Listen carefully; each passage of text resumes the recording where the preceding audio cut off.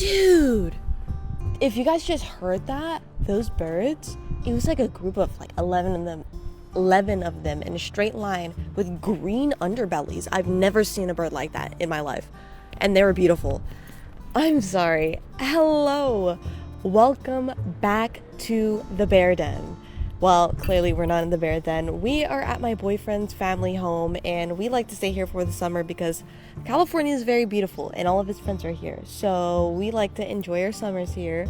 I've never recorded here. This is the first time on the channel where you guys will see this spot, this place. You'll get to enjoy the greenery. I know you're not used to seeing it on this channel. Usually even in Reno, it's only, you know, it's not this like vibrant and beautiful outside in Reno. It's very like there's nature there, but it's also a city. So they live in the suburbs, so they have a bunch of just space to relax outside, and I've been loving it. I've been spending most of my time outside in their backyard, and they don't. They're usually inside enjoying the air conditioning, and I'm out here finding peace and quiet. It's quite beautiful. Anyways, I want to talk to you. I'm going to read from my notes right here, but I do want to talk to you guys about today about the title of this video. Having more patience comes from trusting that something will come.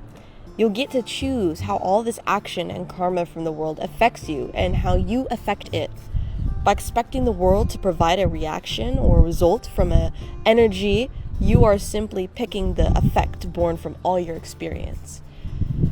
Despite this, though, we are always caught in the imagination of our world. Like, we have all these dreams and have a specific way it's supposed to pan out and how it's supposed to look, and it's just, we always forget that, like, it's never going to end up how we see it in our head, right? Like, the final product will look completely different from what you've been dreaming of, because the mind, like, say our dreams, like, the mind can really only build things from things we've seen before. That's why people say that you dream of things that you've seen before, but your brain kind of muddies them all up so they look different. So when we imagine these ideas and dreams that we have, we kind of end up at our dream, and then we're like, we don't recognize that we're living it sometimes, because like when we imagine it and we conjure up that idea, it's always based on something that we've seen before, or something that's based on another person's experience that is similar to yours.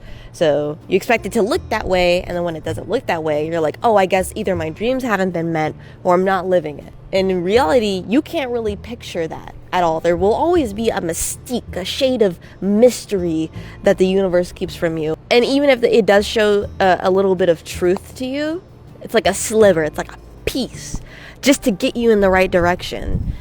But apart from that, it's like, hey, you're basically walking through life with a blindfold on. So you will never fully understand how, when, or why the effect will or won't play out. So be content. But still ask, still have the urge to create something without an expectation, because creating something without expectation and then having an unknown result is better than not creating anything and having no result at all. The world wouldn't be here if, like, the world wouldn't look the way it does or be the way it is if random wasn't in the equation, right? If there wasn't a bit of mystery. And I only say that because you're like, oh, well, no, duh, like, no one can really know everything. But then we expect to know everything about our reality and about everything that we love and enjoy. We expect to know everything about facts, or like, say you love a specific genre of music or a specific artist. You assume you know everything about that artist, and you don't. You really will, and you don't. We have this sureness about ourselves in our physical world. So imagine how delusional and sure we are in our in our made up mental world of our dreams and our just ideas. Like, but that's because our ideas and our minds don't bend to the limits of our world, but they take their medium. The medium comes from the world, like whatever dreams or ideas our mind builds, it's using ingredients from the world. But Our mind breaks the limits of our world. So we can use any piece of like the mediums of our world and make something insane and crazy. And that's why, sometimes people are afraid to start certain things because they're like, okay, well, this is way too elaborate of a scheme. Like, I obviously will be stopped by the limits of the physical, right? And usually it doesn't happen that way. When you try something and then you're limited in the physical world, there usually still is a result. It's just not the way you expected it to be. So instead, try anyway and take the result you get. Because regardless, you're creating for yourself and you're having dreams for yourself. It's for self-fulfillment. If you have anything more to put out that your soul is begging you to, do not focus on the result, because the result is going to fade anyway. Be happy in the moment while you're making it. Because that is what affects people. That is your true action. That is the purpose. The result is honestly just a vessel to remind people of your purpose, to be honest. Like, the artwork is just like, say like an art piece. There's a lot of effort and love and time and hours put into an artwork. If that whole museum burned down, right, and that artwork didn't exist, all those people that were moved by your painting, they live on and get to create their own work that was inspired by your work. And that's how your action continues. Because regardless, whatever title you get, whatever reward you get for anything you produce will fade over time. It's how it affects people. It's how it pushes people, other people. I've covered this poem, but I think it's I'll put it on the screen. I think it's Ozymandias.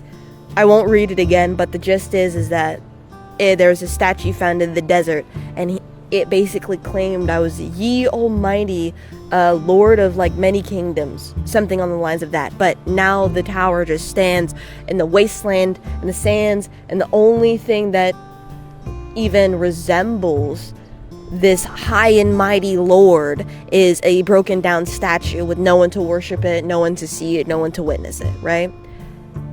Except the poet, obviously. And I don't know if it's a real story, but you get the point. Like, any title that you're going to hold will eventually fade, but the people who witness, who get to continue and speak on your discoveries and accomplishments, those are affected. Those are the ones that are truly affected. The physical, whatever you get physically, it's supposed to go back into the world regardless.